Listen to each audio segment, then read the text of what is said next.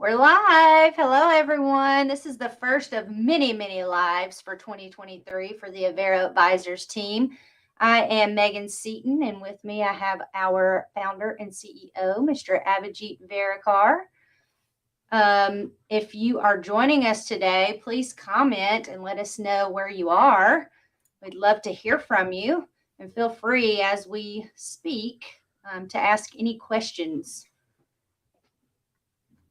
Today, we are going to talk about ERP modernizations and the bear behind that. And if you should take a project like an ERP modernization on by yourself. So, super excited to have a conversation around that today. Again, if you're joining us live, please comment and let us know where you're from. Yeah. AV, would you like to say a few words before we get started?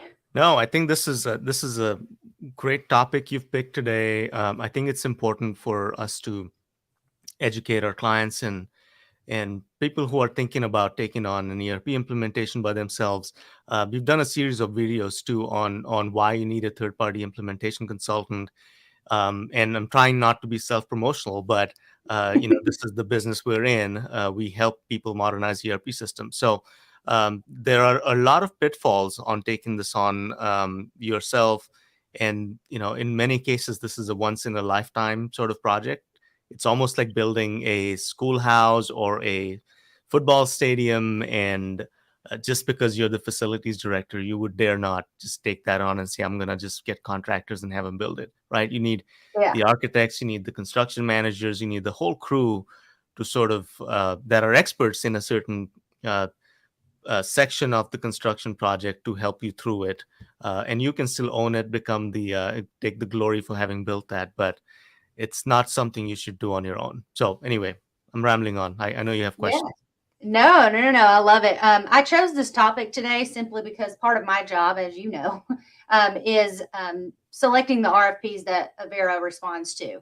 And here lately, I don't know if it's just because we're at the beginning of the year, but here lately, I have seen just a ton of RFPs for software specifically for our local government entities across the nation.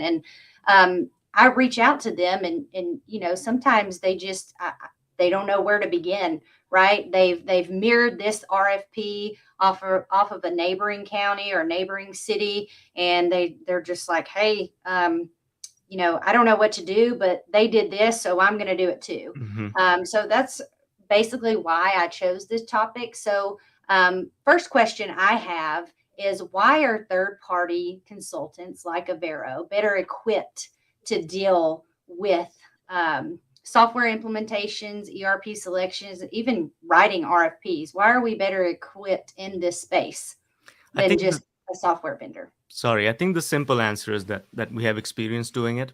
Again, Mhm. you're not gonna build a building that your neighbor.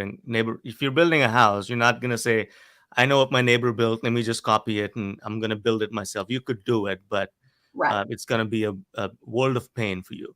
And it's similar for ERP projects, and the fallacy is that they are thought of as a computer replacement project or just a one application on my server. So it's Hmm. typical when an IT director or a CIO is looking at it, they're looking at it from this one application that lives on my server that needs to be modernized. So what, big deal? I've done this for a long Right. time.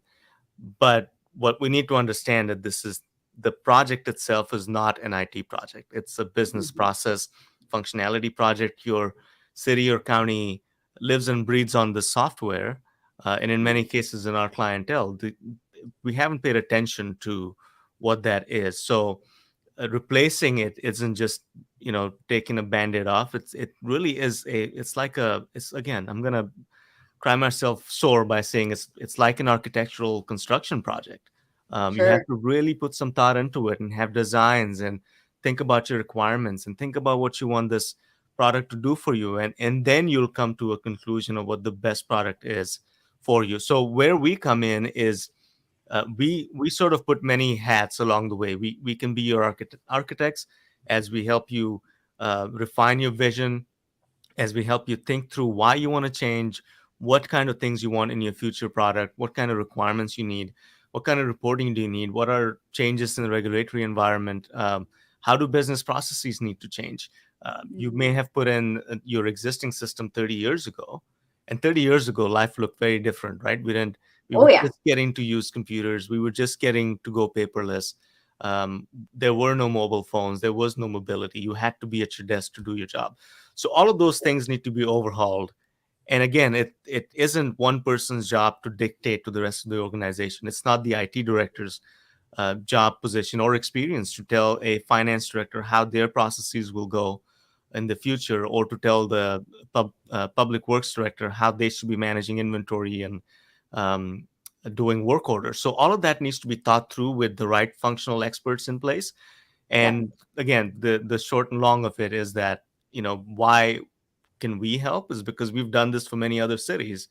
And again, we can tell you where to look for the requirements, how to tweak your business processes, and how not to fall for software vendor lines. Again, we have many friends in the software industry, and not pointing anyone in general, but the industry is fraught with misleading actors, that clients are not sure how to. If you haven't done this in 30 years, how do you know what questions to ask? And that's Right. where we come in and guide you, become your trusted advisors. Yes, yes. And shout out to all of our software vendor friends. We do love you all and love working with you guys. Larbeth, thank you for Hey, joining. I see We she's in miss you Idaho. here in Blount County. Yeah, I know. Hope you're doing well and congratulations on your new endeavors.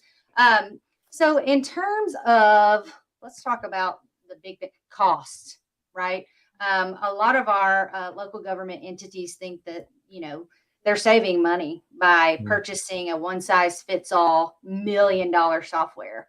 In terms of cost and capability and maybe even support, right?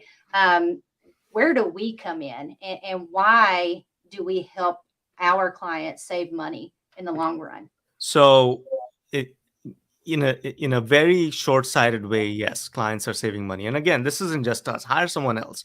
Right. Um, uh, but you need somebody that's an expert at this, that's truly independent, right? Hmm. So in the short term, you are saving money. You're saving, I don't know, 10% of your total ERP cost should be consulting, should be project management. So if you're about Hmm. to spend, I don't know, $15 million on an Oracle implementation, yeah, about 10 to 15% should be spent on project management. So you're going to save that portion. But what you're not going to save yourself from is the heartache, because you don't, you're a client, you're a CFO, you're an IT director, you're a CIO. Um, you have day jobs. You're responsible for millions of dollars of taxpayer money, and they've put you in that position to do a certain function. And here you are spending all your time for 2 years being a project manager that you have no experience doing. So bring in the experts. Again, could be anyone, could be Avero, could be anyone else. I hope it's us. But bring in the experts so they can guide you through the process. So you're not spending $3 million now on a failed implementation. There is a cost to this, but also there's tremendous value in bringing in a professional project management team to help you through the process. Hmm. Can you tell us, maybe give us an example of maybe where a local agency went out straight for software and we ended up coming in and kind of saving the day? And again, we're very biased to Avero, but this could happen to anyone. So Yeah. can you give us an example of maybe where we came into play? Yeah, we worked with a housing authority for a couple of years. So they chose to put an RFP out for replacing their legacy system, which had been around for 25, 30 years, and they wanted to change it because it wasn't meeting their functionality. Uh, so what they did is they put an RFP out that was essentially very weak in terms of requirements. Like, Hmm. take for example the accounts payables process, and indulge me, I'm an accounting nerd. um, that's my background. So take for example the accounts payable process. What do you think the requirements should be? The requirements should be, everything that's involved in the accounts payable process, right? At a very basic level, pay your vendors, when the invoice comes in, you're supposed to pay vendors. But the nuances within that, who's a vendor? How do you know that they're supposed to be paid? Is there money on the PO? Have they delivered the things they said they're going to be delivering? Hmm. Um, what is our chart of accounts, and how are we going to categorize these payments? Who's authorized to make this payment? At what level do the authorizations need to be uh, reauthorized by a higher management level? All of those things need to be distilled into a requirements document so that the vendor just doesn't say, if you like, for example, that client had, we need to be able to run our accounts payable process. A vendor that's a liar would say, yeah, we can do that. And Right. when you, after the contract, they'll tell you that, yeah, we can't really tell you if there's money on the PO. We can't tell you if the vendor's legit. We can't tell you if the product or service was received. So all those nuances have to be put in into a requirements document. So back to my story, the client puts out this very vague, high-level requirements in an RFP, and the vendor came in and said, of course we can do that. Here's how much it's going to cost. And back to my construction analogy, you don't go to a contractor and say how much for a house with 3 windows. They'll tell you it's going to cost anywhere from $2 to $5 million. You need to be specific. So when Sure. that vendor was selected based on these vague requirements, the client quickly found out that they hadn't done their homework right, and so we Hmm. had to go in and redo those things, renegotiate with the vendor.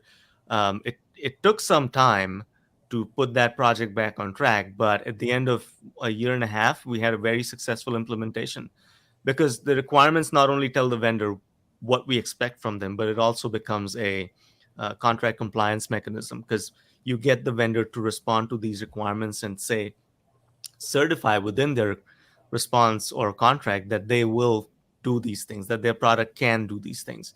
And when they don't, you can hold them to it, and you have legal repercussions and tools available to you, like liquidated damages for things that they lied about, or not paying their invoices that they shouldn't get paid. All of those things come into play. But when you have vague RFPs and you just go and pick the next vendor that you met at a conference, or neighboring city or housing authority said these guys are good, you're in for a world of pain. Yes, absolutely. So let's talk a little bit about the politics of ERP projects. And what I mean by that is, maybe you have a group of council members who, part of them want to go straight for software, and then the other part, they're thinking about the bigger picture, right? So how do Mhm. we come into play when politics are involved?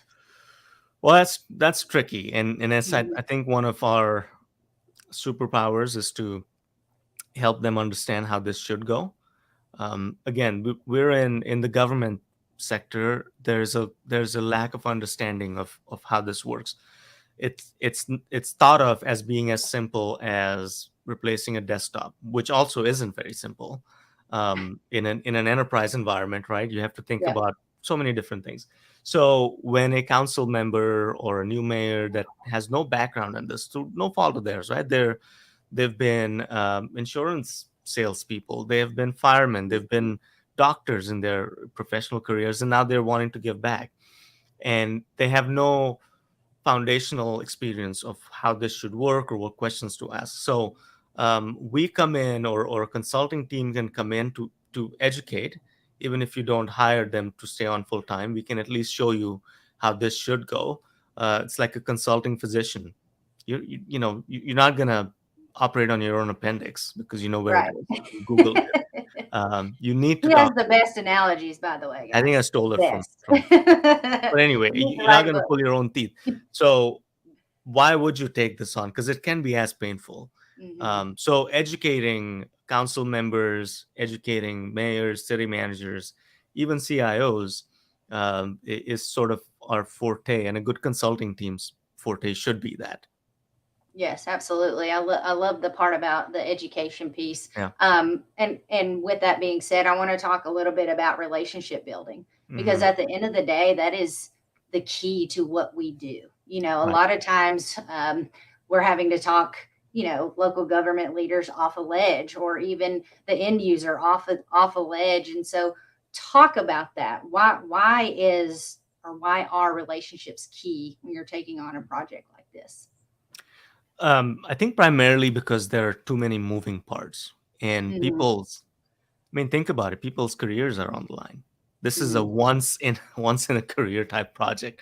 When you're replacing the workhorse of your organization, you're spending millions of dollars, and positions like the CIOs or the CFOs tend to be the ones on the line, right? They're sticking Uh-huh. their necks out, saying we need to spend so much money on a new system, and if it fails, you may not be able to collect taxes, you may not be able to send your utility bills out, you may not be able to cut permits, you may not know which roads to work on because your asset management system's all jacked up. So it's critical that these things are lined up. So there are competing priorities. So let's just say, um, again, not naming a particular client, but there's always a tussle between finance and, let's say, public works and engineering, right? Mm-hmm. Public works and engineering have 10 years worth of capital projects they want to do. They want to Right. build new roads, but build new tanks, put in new sewage systems. They want to do new transformers and buy new vehicles and put in new systems.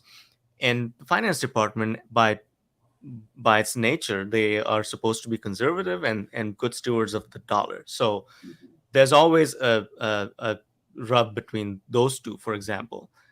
But it takes leadership and focusing on the outcomes to see how you can come to the same conclusion without violating each other's value systems. Um, and if that doesn't happen, then there are fights. And especially in an ERP implementation, a good example is policy setting, right? Mm-hmm.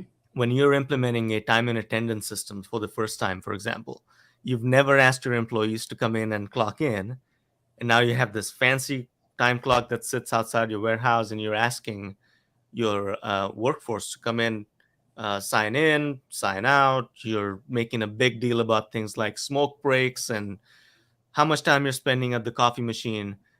And in the absence of an overarching policy, these things will never go live in a system. So that's where also politics and miscommunications and interpersonal relationships are key. So once again, another example of why you shouldn't just take this on as a solo project manager, even though you think this is a small project or that you're just a small city. There's unending nuances that will come bite you as this project gets along. And by the way, the guy or gal that sold you the software will be nowhere to be seen once the ink dries on your contract. Yeah. Yes. Yes. So, with that being said, how does a third party consulting firm like Avero, how do we help mitigate those risks between the software vendor and the client that we're working with? I think it all goes back to a clear definition of what you're looking for, the Hmm. requirements definition that turns into an RFP, that turns into a contract, becomes your foundational document for managing this 3 to 5 year long project. And then, our values, and as they should be for any consulting firm, is to take care of the client. Our Right. value is taking care of the client's well being. And we take it further by even saying that we care about the client, the person, We not do. just the project, right? Because if Absolutely. they're not okay, this is a team sport. You're going to have to Mhm. lean on them for tribal institutional knowledge that they have as we go through this project. The vendors have a different set of priorities. They want to get you live, Mhm. and to them it might mean that you turned on the system, and so we're going to start sending you invoices now, and we consider you live, and the project team is going to go away. So it's important to define what going live means for the client, and that's where we come in Right. and help. What does it mean to you, Mr. CFO, Miss CFO, Miss CIO? What does the act or the event of go live mean to you and your organization? It can't just be that the system is installed and you have accounts set up. Can you Mhm. run checks? Can you do time and attendance? Can you cut permits? Are all of your assets in the GIS system? These are some examples, and you should come up with this before you embark on this implementation project. For sure. Yep. What do you mean by go live? And then once you have that, you communicate that to the vendor and make sure you're on the same page. Because, you know, again, software vendors tend to be fast and loose, and that is not in the best interest of our clients. Absolutely. So my last question I have, it may be a sort of a personal question, but I want our viewers to hear your passion. Why did you start Avero? What is your passion behind dealing with local government, and of all things IT related projects? So I Why? sort of fell into it, but it was the perfect thing for me. I was always a curious kid. I was the guy that opened up radios and put them back together just to see what's inside. And then I got a couple of master's degrees in accounting and finance, and I stumbled into this curious world of ERP consulting where I could marry the two. Right? There's a Sure. financial business aspect to it, and then there's the technical aspect of the systems themselves. So, and then as I've spent 15, 16 years in this field, I've realized that our clients need this sort of help. Mhm. Again, they have day jobs, they're CIOs, they're mayors, they're commissioners, they're city managers, and there's a gap that is being exploited by unscrupulous software vendors. Not everybody, but there are Mhm. some bad actors that say my system's going to solve all your problems, just sign here and we're off to the races. And those clients are the ones in need, and these are our communities, right? our Right. My passion has been enhanced by working for the communities we live in and helping them and seeing palpable, um, real world outcomes for not just the client but me and my family. So Mhm. um, I want to help every client that's out there that's looking to modernize ERP systems. Yes, yes. Well, thank you all for joining us today. You can catch us on Wednesdays, Wednesday mornings before noon. And our next topic is going to be around all things RFP related. So join us next Wednesday. We hope to see you there. Thank Okay, you all. thanks, Megan. Bye. Bye.